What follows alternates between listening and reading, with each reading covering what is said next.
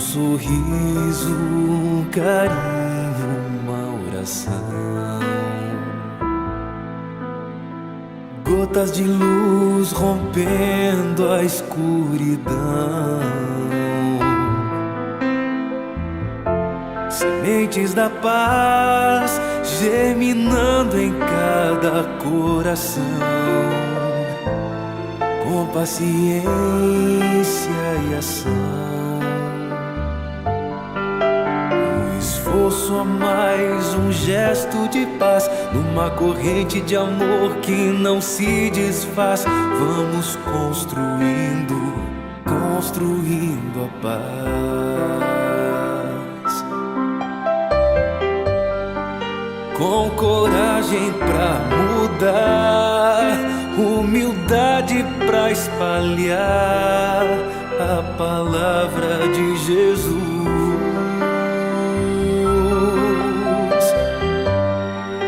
Inundando o coração, transbordando a emoção de estar mais perto de Deus.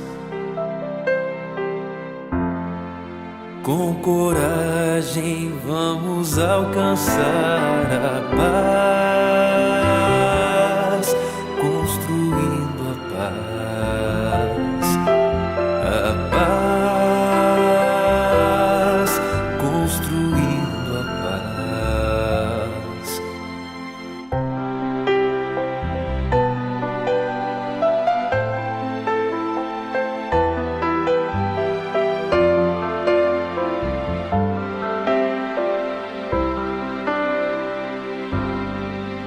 Sorriso, um carinho, uma oração.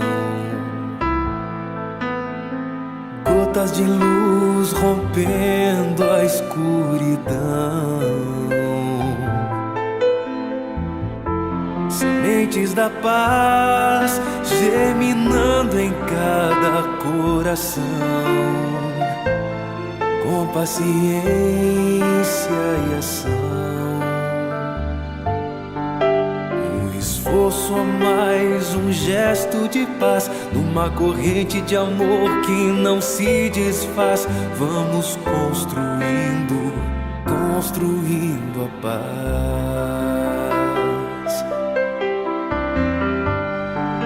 Com coragem pra mudar, humildade pra espalhar a palavra de Jesus.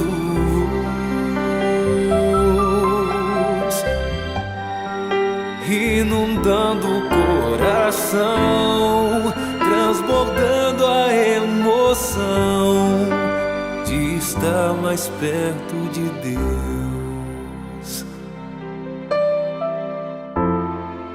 Com coragem vamos alcançar a paz, construindo a paz, a paz.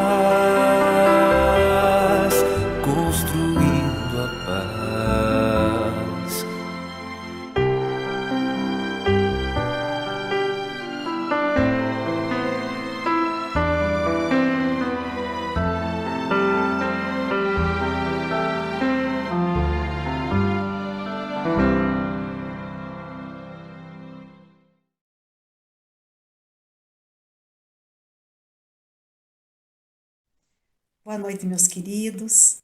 Boa noite aos irmãos de trabalho, de estudo. Boa noite a vocês, irmãos, que nos acompanham nos seus lares, nos seus locais de trabalho, onde estiverem e que nos dão a oportunidade de estarmos juntos.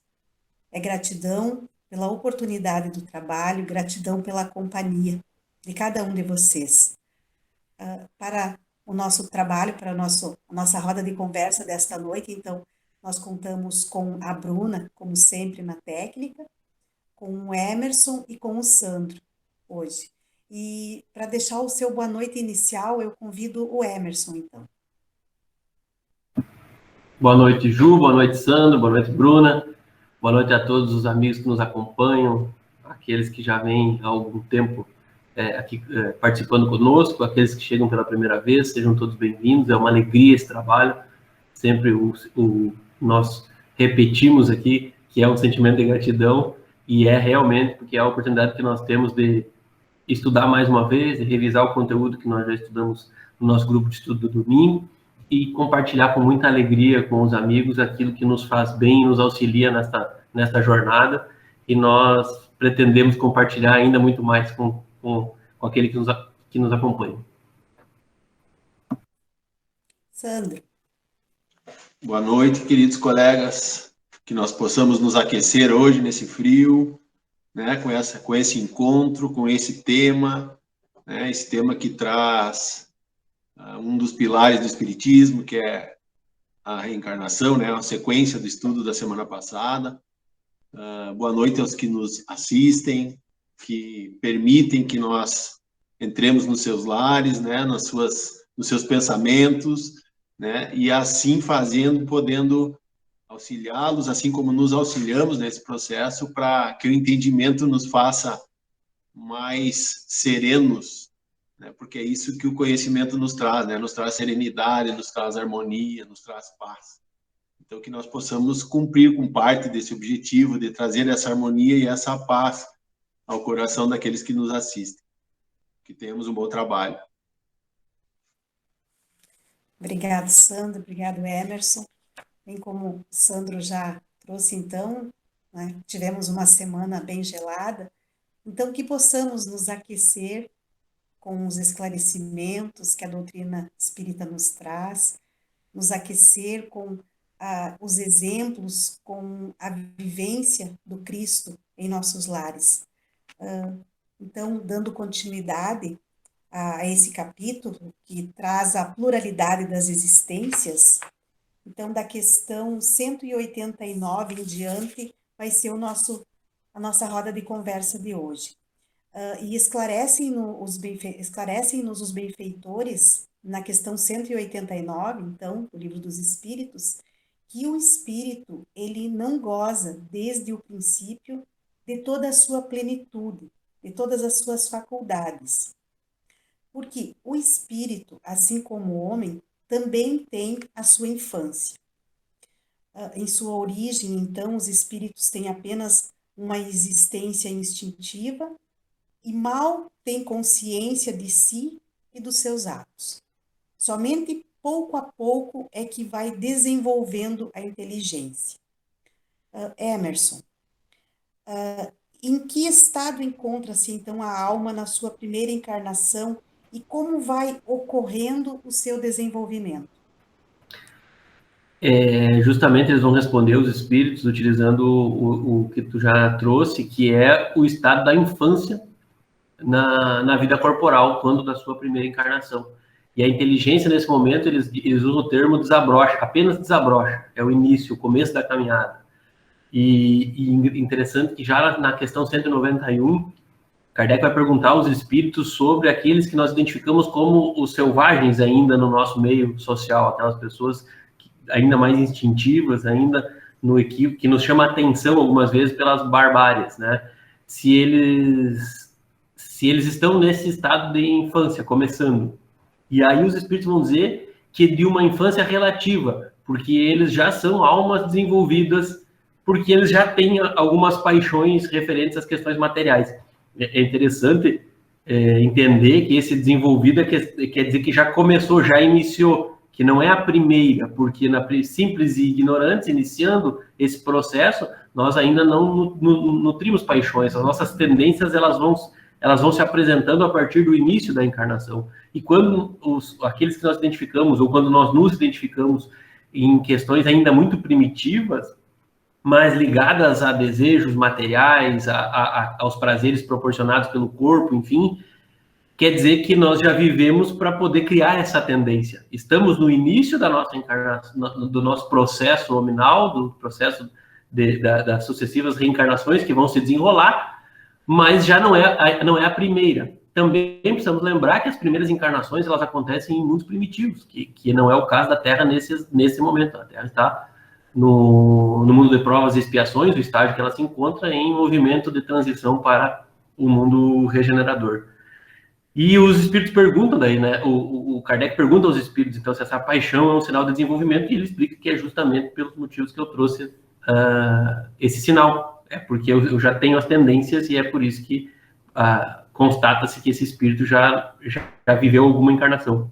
Nos comentários, Kardec vai dizer dessa questão, fazer uma comparação mais explícita ainda sobre a vida o tempo do espírito, a evolução do espírito com a fase a fase da infância, do desenvolvimento e da nossa encarnação do ponto de vista material.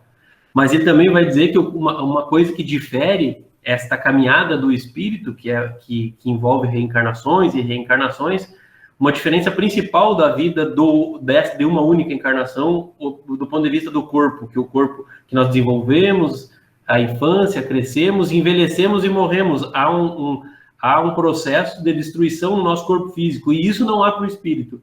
Então, o espírito tem esse processo de crescimento, de evolução, que nós podemos chamar no início na infância, depois ele vai ficando maduro até chegar numa condição de espírito superior, do espírito puro, enfim, mas ele não volta, não se destrói, não se acaba, como acontece com o nosso corpo físico nesse processo que nós vivemos. Então tem um começo para a vida do espírito, mas não tem um fim, diferente da vida física, né, desta encarnação que tem um começo e um fim. Obrigado, mano. Sandro, e será possível já nesta vida atingir todos os graus da escala evolutiva e tornar-se um espírito puro? Essa pergunta ela é a 192 do Livro dos Espíritos, e ela nos leva a três raciocínios sobre ela. Ela pergunta se com a conduta perfeita nós poderíamos abreviar etapas do crescimento, né? Então, primeiro engano que tem é nós queremos identificar a conduta perfeita. Os espíritos nos dizem que nós não temos a capacidade de entender qual é a conduta perfeita. Que aquilo que nós julgamos ser perfeito está muito longe da perfeição. Então, o primeiro erro que teria nesse entendimento, né? O segundo é que não poderia nós chegarmos a um estado adulto sem passar pela infância, que foi o que o Emerson falou tão bem até agora aí. Da mesma forma, o espírito, para que ele tenha esse processo evolutivo, ele precisa necessariamente passar por todas as etapas. Senão seria você brindar o mérito sem esforço, e isso seria injusto. E nós já vimos tantas vezes aqui que Deus e as leis divinas não são injustas. Então, tudo é questão de merecimento. Agora, esse estado de perfeição pode ser adquirido em tempos diferentes, mas sem derrogar nenhuma etapa, é preciso cumprir todas elas, né? E um terceiro engano que tem nessa questão é que o que se considera a perfeição? Mesmo que nós tenhamos a ideia vaga do que é a perfeição, os espíritos nos dizem que além da perfeição moral ou intelectual, nós precisamos ter a outra, ou seja, se nós temos a moral, nós precisamos ter a intelectual. E se temos a intelectual, nós também precisamos ter a evolução moral. E isso precisa andar junto, né? E às vezes a gente se equivoca aí também. Às vezes julgamos que algo já está evoluído, mas está evoluído apenas intelectualmente, ainda não moralmente. E quando se fala em evolução do espírito, se fala da evolução completa, né? Que é quando nós chegarmos lá no estado de perfeição, que é o que diz aqui a questão, nós teremos que estar evoluídos nos dois pilares, moral e intelectual. E aí eles perguntam aqui na sequência também se a gente pode nessa vida já melhorar as condições da vida futura. E a resposta é que sim, com certeza nós podemos, principalmente trabalhando em cima dessas virtudes, né, desse crescimento moral e intelectual, né? E uma vez sabendo que esse futuro depende das nossas ações de hoje, mais ainda então, né? Então o conhecimento é a base, né? É a pedra fundamental para que a gente comece a trabalhar hoje o nosso amanhã, né? Obrigado, Sandro. E seguem, né, como tu disse, os benfeitores nos esclarecendo que a gente pode sim abreviar as extensões, as dificuldades do caminho, se nós não formos negligentes e estacionários. E se nada nós fizermos em termos de evolução moral ou espiritual, nós não poderemos nos queixar de numa próxima existência nós termos que passar por amarguras, por dificuldades. Emerson, em uma nova oportunidade, em uma nova encarnação, pode a alma de um homem de bem vir animar o corpo de um homem mau e vice-versa? Isso pode ocorrer? A resposta dos espíritos é não. Eles dizem, visto que não pode degenerar.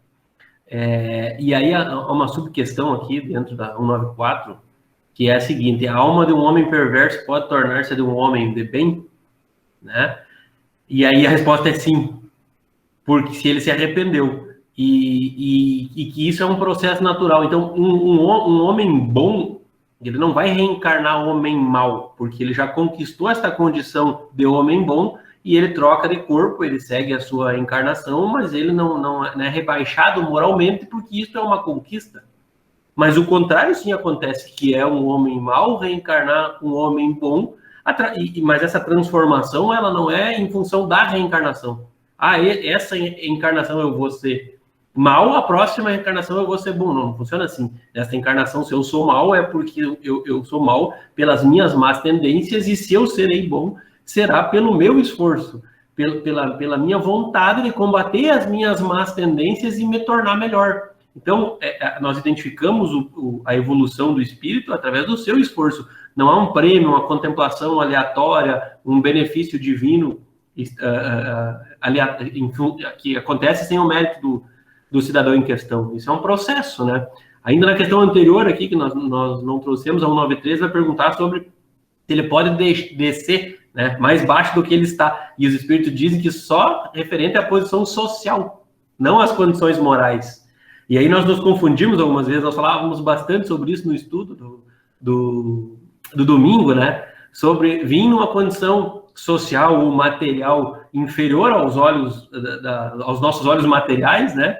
E parecer que isso é um retrocesso. Na verdade, a gente acabou discutindo, e não vai ser possível ampliar tanto essa questão aqui, sobre o quanto a dificuldade que envolve a posição social, as dificuldades materiais, ela contribui na nossa evolução moral, né? Com frequência, dizem os espíritos, mais do que o contrário. Então, quando tudo tá bem, muito tranquilo, não nos exige resignação e esforço, não funciona tão bem. Aí tem uma parte do comentário de Kardec aqui nessa questão que diz assim: a alma de um potentado da terra pode mais tarde animar o mais humilde obreiro e vice-versa. Por isso que entre os homens as categorias estão frequentemente na razão inversa da elevação das qualidades morais. Herodes era rei e Jesus carpinteiro.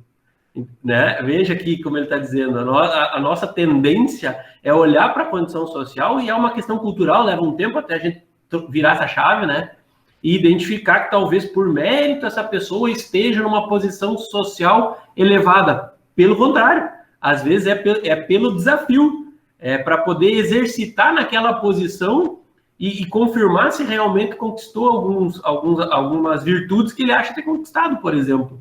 Então, não tem absolutamente nada a ver a nossa posição social com a nossa evolução moral. E não tem exemplo maior e que não deixa margem para ser contestado do que o comentário de Kardec traz aqui. Herodes era rei e Jesus era carpinteiro. Né? Então, aí, do ponto de vista da hierarquia social, está completamente invertido. Né? Obrigado, mano. Sandro, existe sempre a possibilidade de melhorar numa próxima existência. Isso pode levar-nos a permanecermos no mau caminho nessa existência e usarmos o pretexto de nos melhorarmos, nos corrigirmos numa próxima, mais tarde? Bom, quem tem essa ideia de que quer continuar no mal para melhorar mais tarde, é porque, na verdade, não entendeu, né? Não entendeu a mensagem e muito menos de que ele pode melhorar para frente. Então, os espíritos nos dizem que quem tem essa postura de tipo assim, vou continuar no mal porque eu vou ter chance depois, é alguém ou é um espírito que, na verdade, não crê em nada. Nem nem a pena do castigo eterno iria barrar a ideia do mal desse espírito, né? Mas os espíritos nos dizem também que essa percepção você tem enquanto encarnado. Que uma vez desencarnado, ele percebe o equívoco em que ele viveu, querendo transferir a possibilidade de fazer o bem para continuar fazendo o mal, né? Porque é isso que a questão diz. Aí, então, esse espírito que tem essa luz, né, acesa na erraticidade, ele já vem com uma predisposição de entender que ele precisa começar a fazer o bem, né? Que essa melhoria depende da ação dele atual, né? Então, vem com convicções diferentes, vem já com um despertar já no inconsciente, né? E que tira ele dessa ideia de que vai continuar fazendo mal porque ele tem chance depois. E é esse despertar, a maneira como esse despertar acontece é que faz com que pessoas queiram permanecer fazendo mal, outras, por mais que estejam no mal, queiram fazer diferente, e aquelas que já não têm mais propensão ao mal. É esse despertar, é esse desenvolver dessa ideia. Então, aquele que prorroga para depois é porque, na verdade, não despertou ainda. É como se ele não soubesse de nada ainda, né? Dentro desse contexto da revelação da doutrina espírita e da evolução constante do espírito, né? Obrigada, Sandro. Emerson, não podendo nós espíritos nos melhorarmos a não ser por meio das tribulações da existência corpórea. A vida material é então uma espécie de cadinho, um depurador, pelo qual todos devemos passar para alcançar a perfeição. Então, é o corpo que influi sobre o espírito para que esse se melhore, ou é o espírito que influi sobre o corpo? A primeira parte da resposta, né, quando eles perguntam sobre a função do corpo, é que é sim, que é isso mesmo, né? É através dessas experiências reencarnatórias que nós vamos nos purificando, nos melhorando, evoluindo. E essa segunda questão, né, se é o corpo que vai influir no espírito ou o espírito que influi no corpo, eles respondem assim: teu espírito é tudo, teu corpo é simples veste que apodrece, eis tudo. Quem manda na situação é o espírito. O corpo, ele é um reflexo. No primeiro momento, se a gente seguir a nossa existência respeitando o nosso corpo físico, ele desenvolve e é o reflexo daquilo que trouxe o nosso espírito e imprimiu no nosso corpo através do nosso perispírito. O contrário não é verdadeiro. O corpo não imprime no espírito características morais. Nós sabemos que o corpo, quando nós fizemos mau uso dele, muitas vezes contraímos situações que vão nos desafiar moralmente em outras encarnações pelo mau uso que nós fizemos no corpo físico. Mas isso é uma situação que envolve o mau uso do nosso livre-arbítrio durante a nossa encarnação. Por quê? Porque muitas vezes, nós falávamos disso também no grupo de estudo, nós precisamos enfrentar algumas dificuldades que envolvem doenças, por exemplo, que é tão comum, sempre é atual falar das doenças que nos assolam, a nossa família, enfim. E isso é algo, é uma terapia. As doenças, elas são educadoras, e essa informação vem do nosso espírito e é impressa no nosso corpo, para que nós possamos desenvolver determinada doença. É claro que, e nós usávamos o exemplo também no grupo de estudo, que se o cara consumiu tóxico, fumou, por exemplo, a vida inteira e desenvolveu um câncer de pulmão, isso é uma situação, consequência dessa encarnação, do mau uso do seu livre-arbítrio, do mau uso que fez do seu corpo, da sua saúde. Mas algumas vezes nós observamos pessoas que cuidaram da sua saúde, que são responsáveis com o seu corpo físico e ainda assim desenvolvem doenças que a gente não consegue entender, pois aí está a explicação.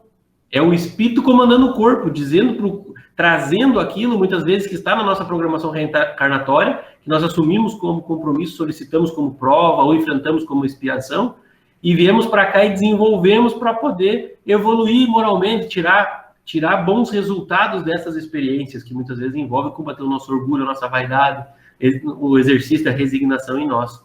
Então, sem dúvida nenhuma, é o espírito que comanda tudo, né? Não é o corpo. Aí até as questões hereditárias também nós precisamos lembrar. Ah, mas alguém pode dizer assim, mas a pessoa tem a doença que é hereditária, que ela herdou do seu pai, que seu pai herdou do seu avô.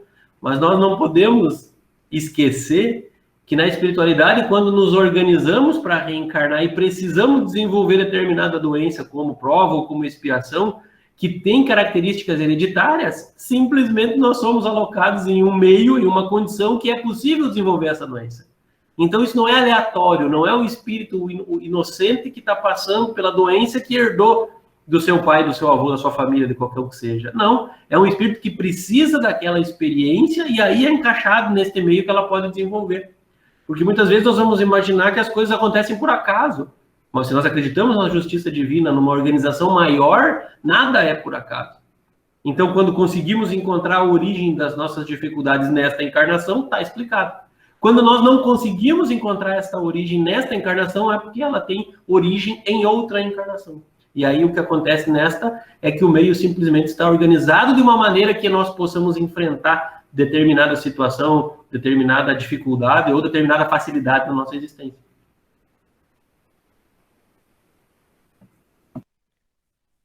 Obrigado, Emerson. Então, dando sequência ao nosso estudo, no item seguinte desse capítulo, a gente vê o item sorte das crianças depois da morte. Sandro, o espírito de uma criança que desencarna com pouca idade poderá ser tão adiantado quanto o espírito de um adulto?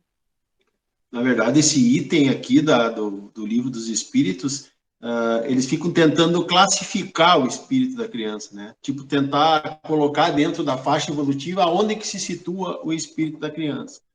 E nada mais justo, né? Já que até hoje se tem a ideia, em algumas religiões, que a criança é algo puro, é algo nobre, que não fez o bem, que não fez o mal, né?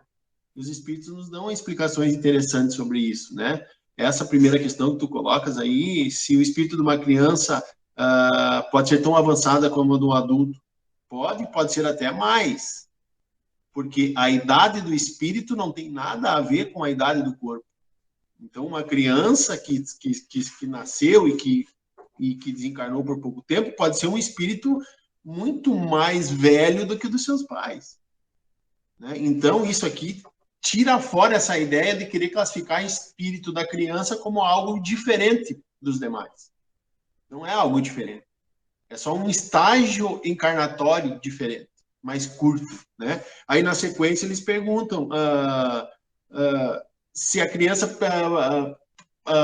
pertence a um grupo de espíritos superiores, porque já que ele não fez o mal, né? E aí a resposta dos espíritos é que ele não fez o mal, mas ele também não fez o bem.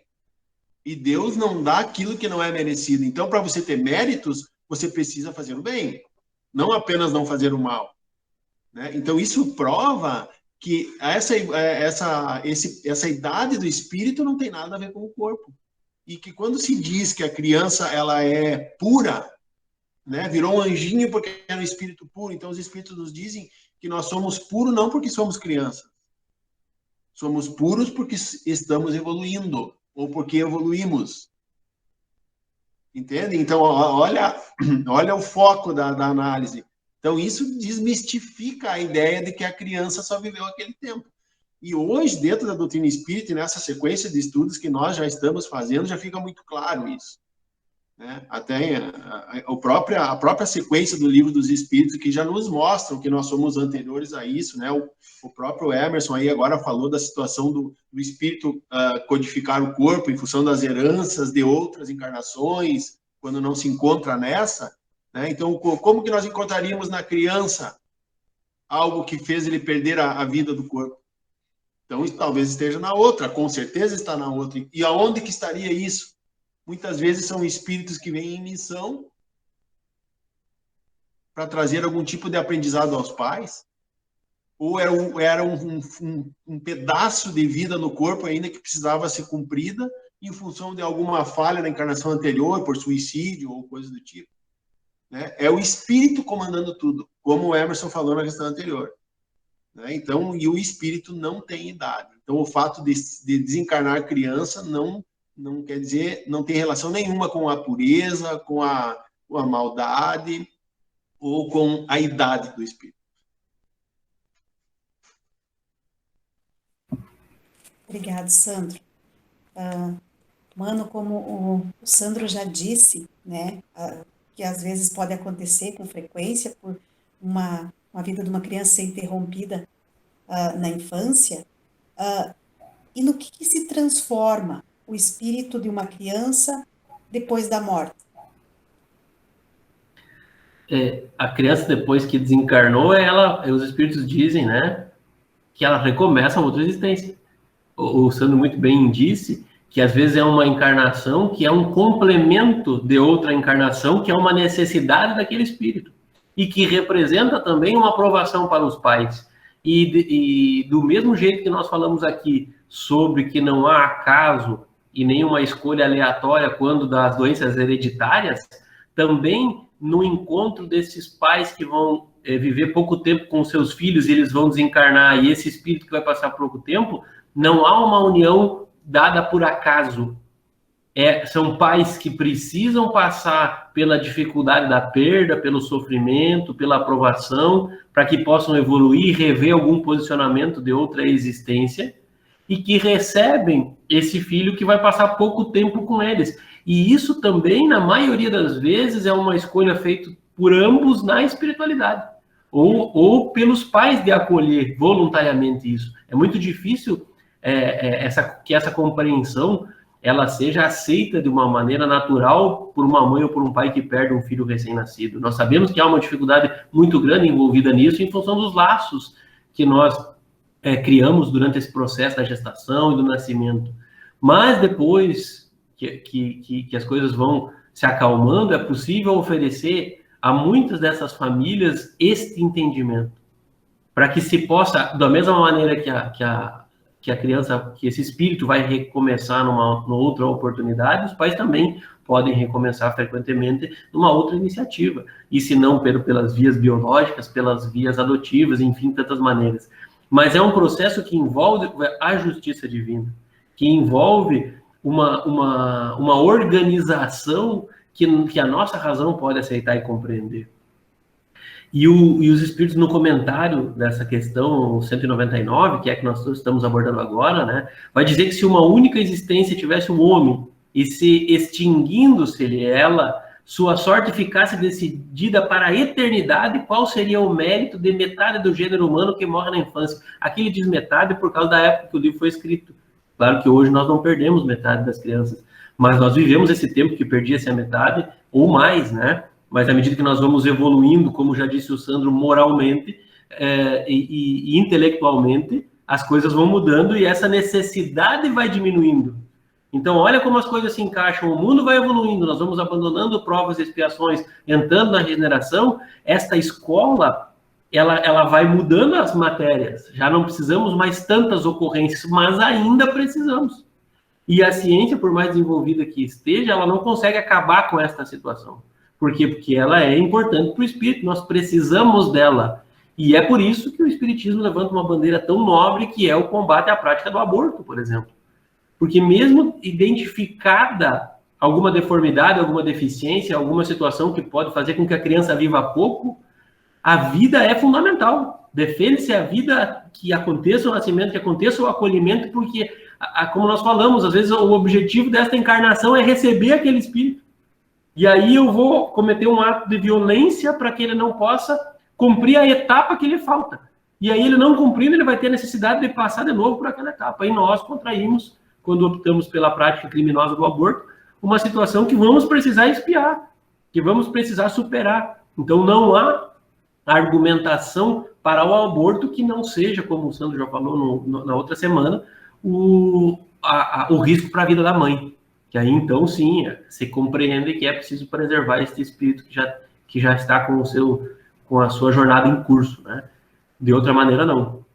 Uma questão muito importante quando no tocante às crianças é que a gente fala, vai parecer, né, Sandra, algumas vezes que tem uma insensibilidade da nossa parte, dizendo que aquele espírito não é um espírito, não é um anjinho, ele tem aquela forma angelical e aquela necessidade de acolhimento e carinho que é fundamental e é uma obra divina este momento da infância humana, para que nós possamos acolher, criar laços e vínculos, porque muitas vezes é um espírito que nós tivemos dificuldade. É um desafio, é um inimigo, é um desafeto de uma outra existência. E quando é que nós constatamos isso? Na infância não é só carinho, e depois que cresce, muitas vezes nós vimos as dificuldades de relacionamento entre pais e filhos, que tem muita dificuldade de se entender, ou às vezes se odeiam, ou assassinatos, crimes que acontecem. Por quê?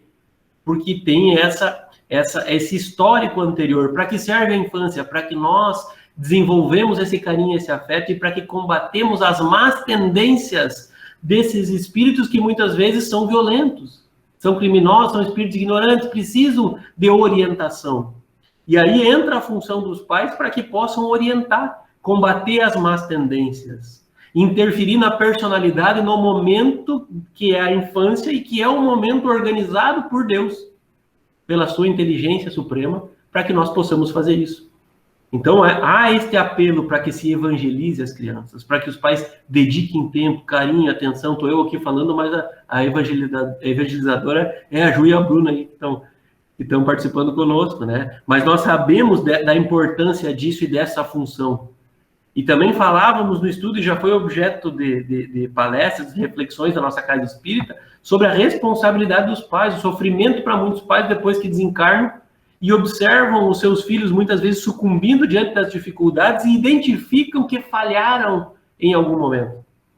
Porque nós podemos fazer tudo certo e o espírito nos esforçar para dar tudo de bom e de amor e o espírito optar por um caminho tortuoso. E aí a responsabilidade é desse espírito, ora nosso filho. Mas muitas vezes os espíritos dizem que os pais identificam que não combateram as más tendências, que falharam, negligenciaram na educação, que acharam que era uma fase que ia passar, que tinham preguiça, que estavam esperando que a outro resolvesse, que a escola fizesse, e aí eles veem que faltou esta interferência e se sentem responsáveis e sofrem. E esse sofrimento já é parte também do processo de provação e expiação que vai se desenrolar na nossa vida quando nós somos negligentes com as nossas crianças. Então, em resumo, não são sempre anjinhos, mas eles estão nesta condição temporária, como muito bem disse o Sandro, para que nós possamos acolher, amar, cuidar e, principalmente, orientar, evangelizar esses espíritos. Esse capítulo ele é muito rico, com muito conteúdo, muito subsídio. Então, fica o convite para que os irmãos possam dar uma olhada, se quiserem se aprofundar mais. No próximo item, a gente vai ver sexo nos espíritos. E os benfeitores nos esclarecem dúvidas que nos chegam, né? Sandro, os espíritos têm sexo. Tem espíritos que eles preferem encarnar como homem ou como mulher? Os espíritos nos dizem que os espíritos não têm sexo assim como nós o entendemos, né? Como homem, mulher, assim, ou com efeito de apelo sexual de relacionamento, vamos por assim, né? Então, eles optam por um sexo ou outro. Então, aqui eu já deixo dito que nós vamos estagiar nos dois sexos, masculino, feminino, né? Em função da necessidade que nós temos de elevar alguma das virtudes e alguns aprendizados, certo? Então, o sexo vai ser em função da organização que se fez para o nosso processo encarnatório. Então, nós vamos precisar nascer como espírito feminino, em corpo feminino, para desenvolver as características do espírito encarnado feminino, né? Que é de afeição, de amorosidade, de afeto, de compaixão, de acolhimento, né? Desenvolve-se algum tipo de virtude encarnando como um espírito feminino. E desenvolve-se outros tipos de virtudes como o espírito masculino, que tem mais ligação com a proteção, com o cuidado, com a com a manutenção da segurança, características diferentes que todos nós sabemos do homem e da mulher. Mas isso não faz do espírito uma mulher ou um homem. O espírito não tem sexo, então ele estagia nos dois sexos para o exercício das virtudes. Assim, como nós falamos no domingo, se estagia na riqueza, na pobreza, numa condição em que você pode desenvolver ou negar o teu orgulho, desenvolver ou negar a tua vaidade em função da condição em que você vive, do meio em que você vive.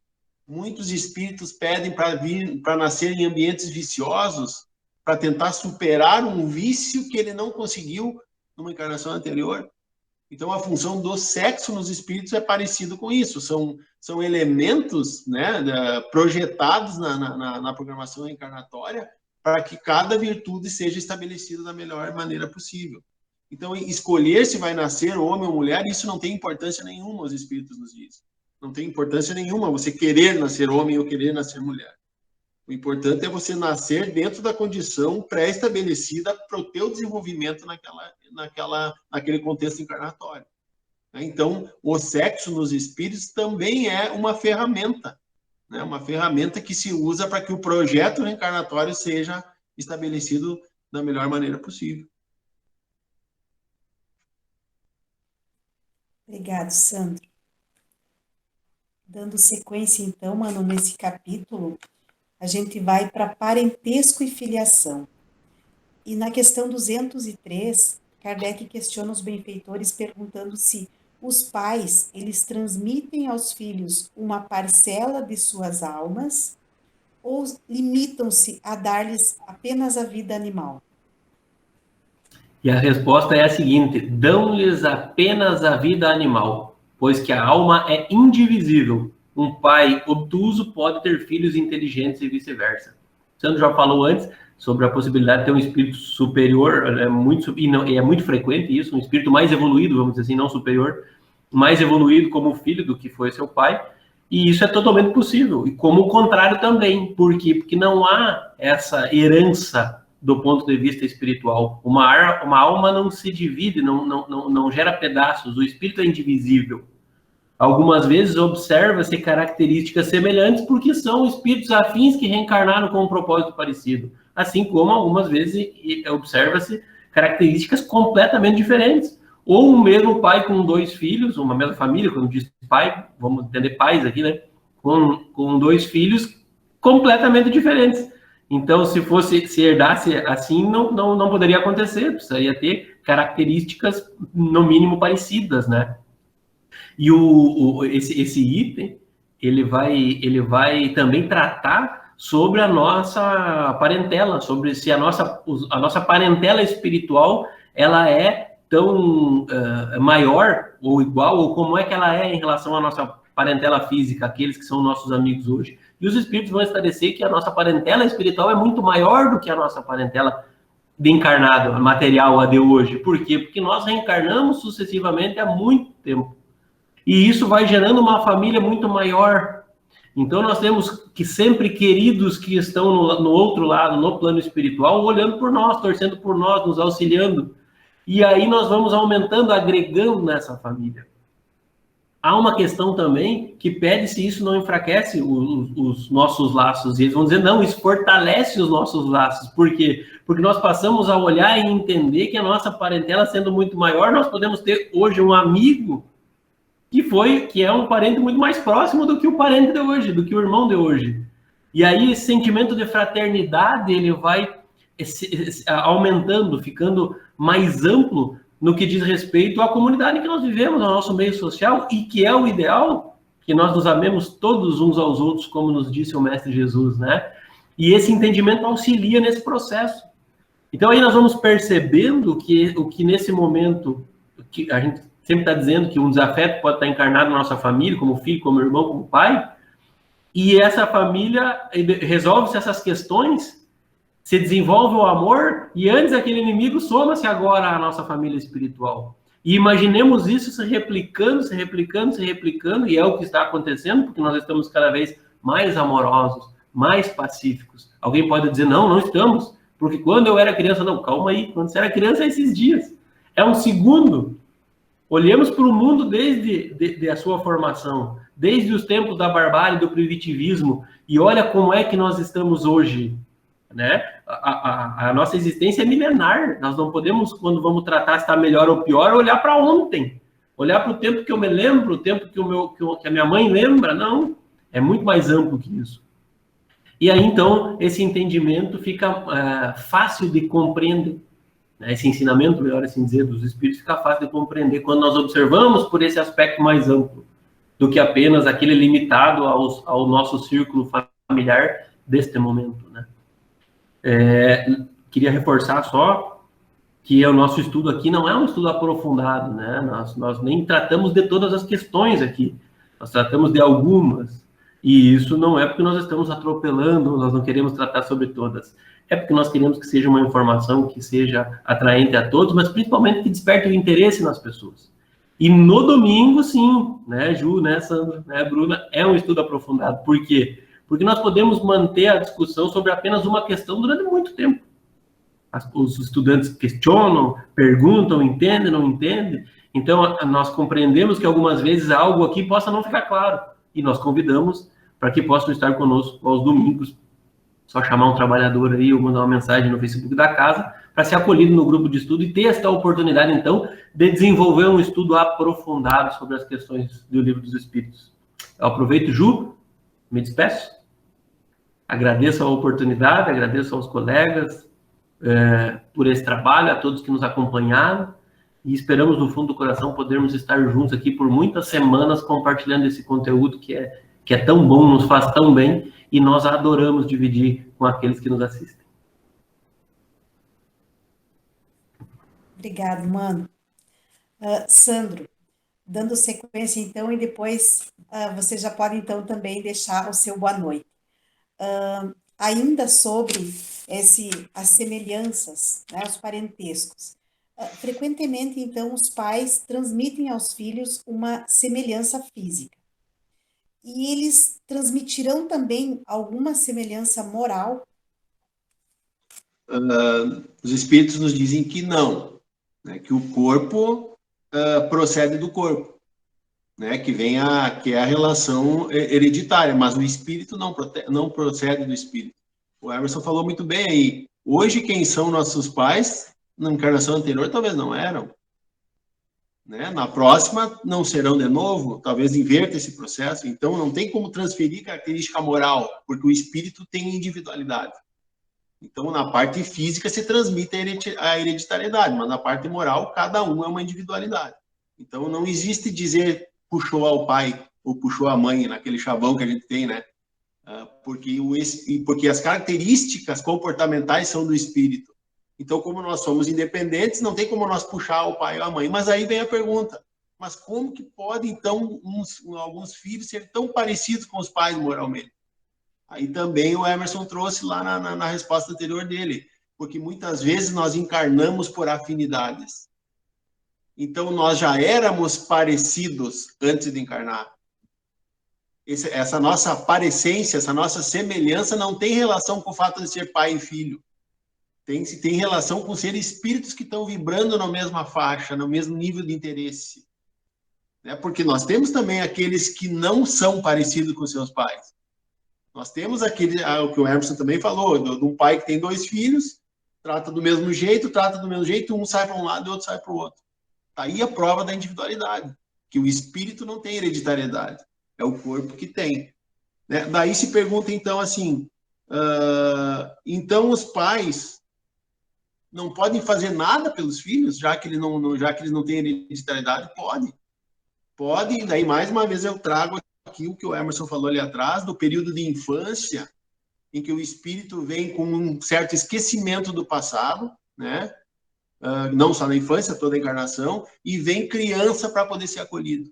E aí, nesse ponto, o pai, a mãe pode entrar, contribuindo para que esse espírito evolua, né? Para que ele tenha a capacidade de ver aquilo que ele não tinha visto até então. E muitas vezes um espírito rude, né, recalcitrado, nasce num ambiente de pais amorosos porque ele precisa ele precisa estar, ele escolhe estar no lugar de amor para que auxilie ele a sair dessa resistência em evoluir. É o que justifica muitas vezes uma família tão amorosa, tão coesa, tão equilibrada, ter aqueles espíritos relutantes em se melhorar. Né? E aí, então, veja a importância que se tem enquanto pais naquele período. Mas não é uma herança que se deixa para eles. O espírito não provém do espírito. Né? E aí pergunta assim, e um homem, então, quando ele faz, aqui na sequência, né, são várias questões aqui nesse ponto, nós não poderíamos falar sobre todas, que daria, né, então fica aqui o convite para que leiam, né, começa na questão 207 e vai até a 217. Né? Mas aqui eles perguntam, então, assim, o homem conserva traços do caráter moral das outras encarnações? Com certeza. Com certeza, ele traz na sua herança aquilo que ele tem lá construído dentro da sua evolução espiritual. Mas, em uma encarnação nova, ele pode alterar essas características. E é para isso que nós estamos aqui. Né? Para colocar mais bagagem nesse nosso crescimento. Para nos fazermos melhores. Né? Então, ele vem, mas ele não, nós, né? Nós viemos com essas características morais, mas continuamos nos alimentando de elementos que façam essa característica expandir. Né? E a característica física pode trazer de outra vida? Tem a pergunta aqui também, né? Aí diz que não, o corpo não provém o corpo que ficou naquela encarnação, ficou. É matéria que voltou para a natureza. Vem num corpo novo. Mas o espírito pode impregnar no seu novo corpo características físicas, principalmente no rosto. Né? Então, os espíritos nos dizem que é daqui que se tira que os olhos são o espelho da alma. Né? Às vezes, são características físicas de outra encarnação que vem impregnado no rosto, principalmente, que é o que justifica, às vezes, nós olharmos pessoas dentro dos padrões que a gente estabelece como bonito, né? Pessoas feias, mas com uma capacidade de cativar e de fazer bem, que se torna bela, pela postura, por aquilo que o olho reflete. E ao contrário também, pessoas que são lindas esteticamente e que nos causam repulsa muitas vezes. Porque não trazem a luz nos olhos, não trazem a beleza nos olhos. Né? Então, os espíritos nos dizem que o espírito até pode impregnar algo no corpo, mas que em outro corpo, né? Não são características da encarnação anterior. Então, é muito complexo. Aqui, esse tema fala também de como atuar nos filhos, né? Como agir para que possa contribuir, para que auxilie no crescimento moral, mas deixa muito claro, né, essa divisão de corpo e de espírito e que não há hereditariedade. E que, então, por óbvio, não tem como puxar ao pai ou puxar à mãe. Né? Mas, mais uma vez aqui, eu gostaria de agradecer a interferência do Emerson ali, quando ele falou das crianças, para que a mensagem não fique uma mensagem muito abrupta, né? Muito rude, tipo assim, como ele falou das crianças, que parece que tirou a pureza das crianças o nosso depoimento, né? Eu agradeço, Emerson, pela tua colocação, e da mesma forma, aqui, a ideia não é desconstruir tudo o que se tem, né? Quando se diz que puxou ao pai pelo lado moral, a gente já viu aqui que é porque existem afinidades, né? Mas que nós não tenhamos a pretensão de nós sermos os formadores daquele espírito. Porque aquele espírito que está sob a nossa tutela pode e provavelmente é muito mais evoluído do que nós. Né? Então, o Espiritismo nos traz uma concepção de que nós somos uma família universal. E quando nós entendemos que nós somos uma família universal e que a família espiritual também, como disse o Emerson, a tendência a cada vez se ampliar com o processo de evolução, né, que nós possamos também colocar o nosso sentimento, o nosso amor, a nossa gratidão além dos limites do que hoje somos pais e filhos. Né? E isso aqui deixa bem claro que nós não deixamos heranças no espírito. Né? Cada um tem o seu, cada um tem a sua individualidade e assim é que vai ser. Deixa eu me despedir. É que essa configuração ficou um pouco diferente, hein? Me desculpe, mas enfim, então, obrigado, queridos colegas, né, por podermos estar juntos. E estou com certo calor até, né, porque o assunto mexe, e isso é bom, é sinal que a alma se aqueceu, né? Eu sempre digo, quando a alma aquece, até a ponta dos dedos aquece, né? A ponta dos membros. Então, muito feliz por esse trabalho, por esse aquecimento do coração, né, pela companhia de vocês, queridos colegas, a companhia de vocês que nos assistem, né, e que dão respaldo para esse trabalho, para que ele se dissemine, para que ele prospere. E o nosso papel enquanto ouvintes é ouvir e também falar disso, né, para que nós não fiquemos com a informação só para nós, que nós possamos divulgar o máximo possível, que, como diz, não lembro qual é o espírito que disse isso, mas que se a minha encarnação serviu para auxiliar pelo menos um, ela já valeu a pena. Então, que a nossa encarnação valha a pena. Um abraço fraterno em cada um e um beijo no coração. E até o próximo encontro. E eu só me despedi porque estava mal organizado com o que eu marquei aqui e achei que nós terminava nesse item, viu? Ainda bem que o último item era o do Sandro e ele estudou, porque se fosse eu estava acabado. Desculpa aí, pessoal, me despedi antes da hora, mas é uma alegria estar com vocês e me despeço de novo. Obrigado, Emerson, obrigado, Sandro, obrigado, Bruna. E a gente tem esse sentimento de gratidão. A doutrina espírita nos oferece, nos propõe isso.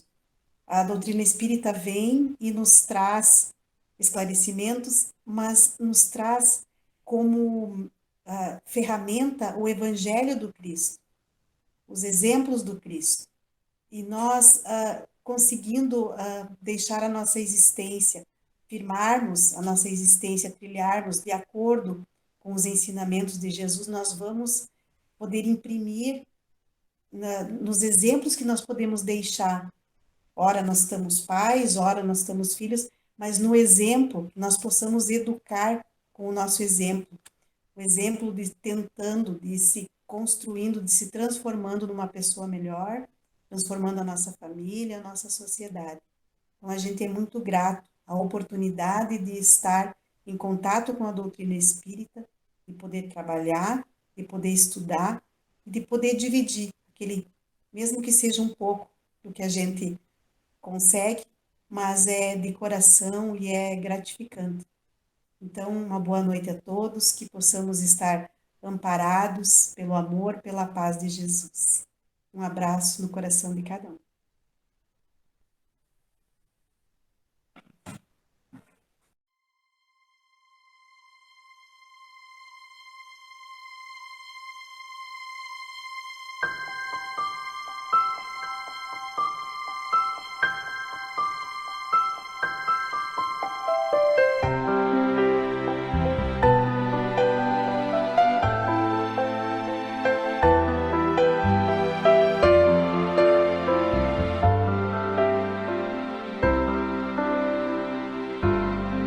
Um sorriso, um carinho, uma oração,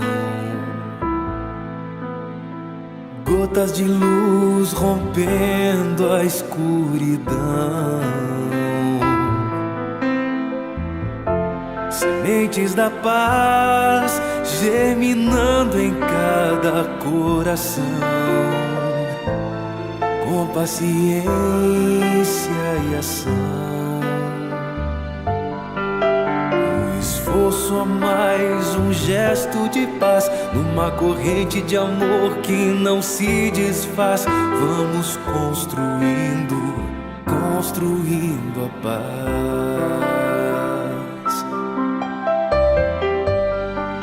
com coragem pra mudar, humildade pra espalhar a palavra de Jesus,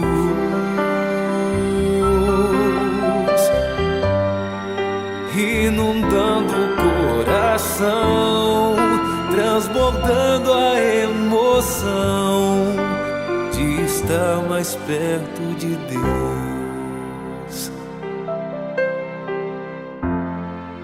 Com coragem vamos alcançar a paz, construindo a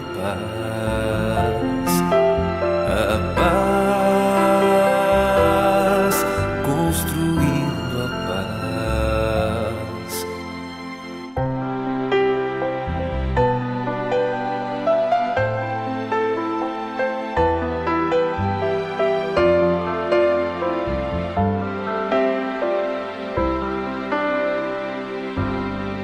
Um sorriso, um carinho, uma oração, gotas de luz rompendo a escuridão, sementes da paz germinando em cada coração, com paciência e ação. Esforço a mais, um gesto de paz, numa corrente de amor que não se desfaz. Vamos construindo, construindo a paz.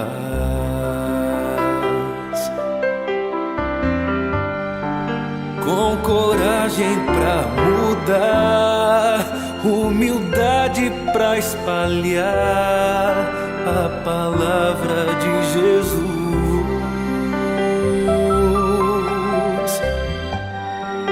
Inundando o coração, transbordando a emoção de estar mais perto de Deus. Com coragem vamos alcançar a paz.